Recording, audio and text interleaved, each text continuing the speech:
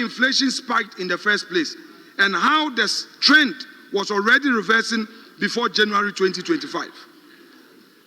The reality check is that, Mr. Speaker, Ghana's inflation soared in 2022, peaked at over 50% year on year by December 2022, the highest in 22 years. This was not because of domestic fiscal indiscipline. It was largely imported pain, global supply shocks, COVID-induced supply chain disruptions, a surge in international oil prices, and the Russia-Ukraine war impact on food and fuel.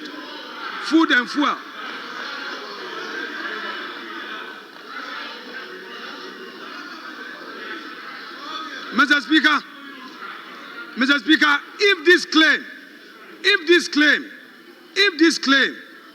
if this claim by us, and will not shift, if this claim by us is unacceptable to our colleagues who are now in government, then I ask, why did President John Dramani Mahama recently say that the situation in Middle East would have effect on the economy? Therefore, he is inviting the finance minister and the energy minister to sit together to review certain government policies.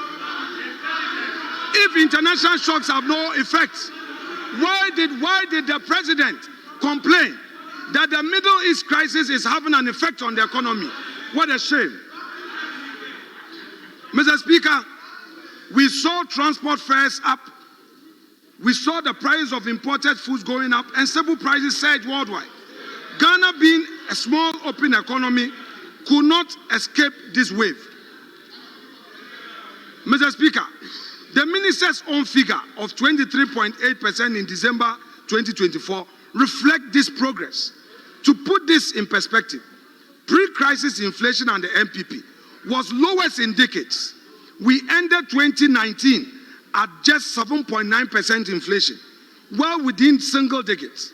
So while 13.7% in June 2025 is certainly much improved from the height of 2022, which we admit, it is not some unprecedented for a 4-year low, as the minister suggests. In fact, it is higher than what we achieved in normal times before the global crisis. And what has changed in 2025? The sharp disinflation is the first half of 2025. It's largely a continuation of the trend that MPP set in motion under the IMF program and our economic recovery policies. With stable fuel prices globally and the cedi regaining some strength, prices of imported goods began to ease. The minister himself admits that the recent inflation drop, quote, is not by chance or sheer luck, unquote. Indeed, this was by design of policies that began under the Nana Addo Dankwa Akufo-Addo government. Mr. Speaker, it was MPP that negotiated the IMF support package, which restored investor confidence and unlocked funding. It was MPP that started the Gold for Oil program to moderate fuel prices, and it was MPP's fiscal adjustment that reined in excess liquidity. But because the MPP has overexploited the war. Mr. Speaker, as I listened to the minority leader, I recall vividly sitting on this side and over 88 members of parliament on the MPP side in government petitioning and indeed threatening to leave this house because they wanted their very failed finance minister dismissed. Finance minister had performed so abysmally that over 88 of them marshaled their numbers and wanted the finance minister deposed. And I am surprised today to hear the minority leader attempt to obliterate that record from our history. I hereby remind you, which finance minister? You are boasting of social intervention programs. Ken Ofori-Atta capped every single social intervention fund in this country. Debt fund was capped. Common fund was capped. NHI was capped. Every social intervention was capped. Road fund was capped. Mr. Speaker, it is not a question of who started a social intervention program. The question is who most efficiently ran a social intervention program. And I can say with pride and confidence that since assuming office, John Dramani Mahama and his Minister of Finance have demonstrated greater commitment to social intervention than anybody has ever done. We have uncapped debt funds. We have uncapped common fund. We have uncapped NHI fund. And we have not only uncapped them, but since assuming office, we have been up to date in payments, and none of those funds have been deprived of any funds. That is how to demonstrate commitment to social intervention funds. Not to start them, but to sustain them and to execute them to the letter of the laws that establish them. Mr. Speaker, I almost laughed and fell from my chair when he mentioned that President Akufo-Addo constructed 13,000 kilometers of roads. 13,000 kilometers of roads. 13,000 kilometers of roads.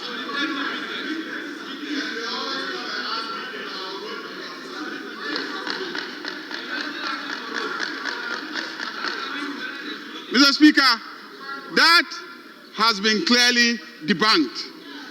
And I want to tell my friend, the minority leader, that no matter how many times you tell a lie, it still remains a lie.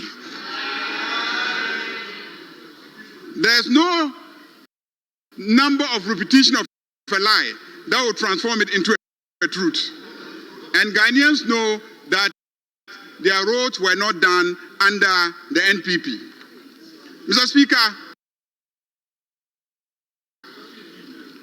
I think that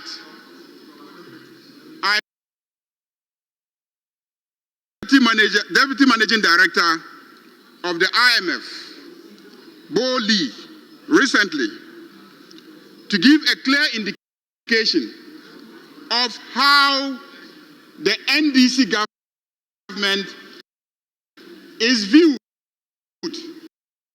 not just by those of us on this side of the house, but by people as far away as Washington. Mr. Speaker, the IMF Deputy Managing Director, Bo Lee, issued a statement and said, faced with large policy slippages and reform delays at the end of 2024, the new administration has taken bold corrective actions.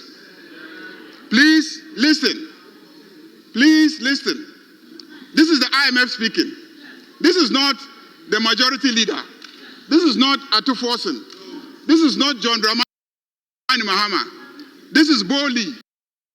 He says, faced with large policy slippages and reform delays at end 2024, the new administration, that is the administration of President John Dramani Mahama, the new administration has taken bold corrective actions to maintain the program on tension of the measures because you were afraid of the 2024 December elections.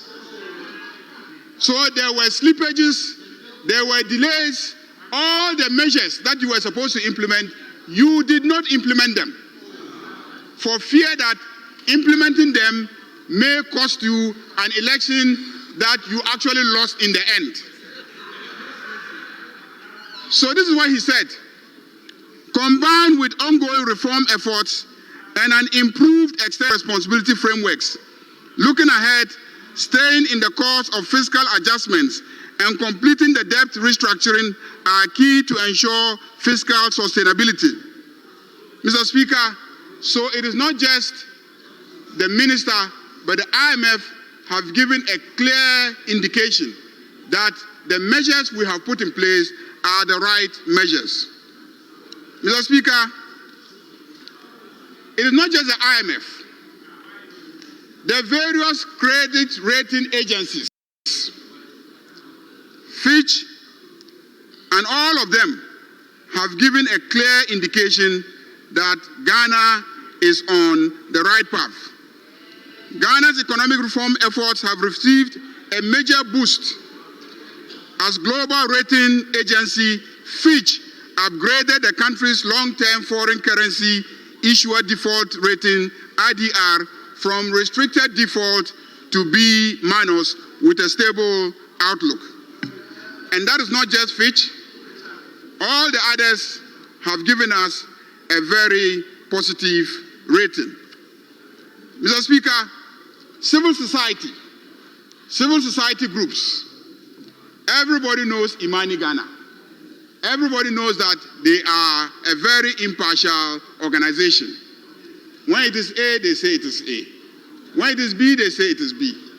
After the Minister for Finance delivers his mid-year review to this Parliament, the President of Imani Africa, Franklin Kujo, clearly threw his support behind the Finance Minister and the policy measures that he has been implementing.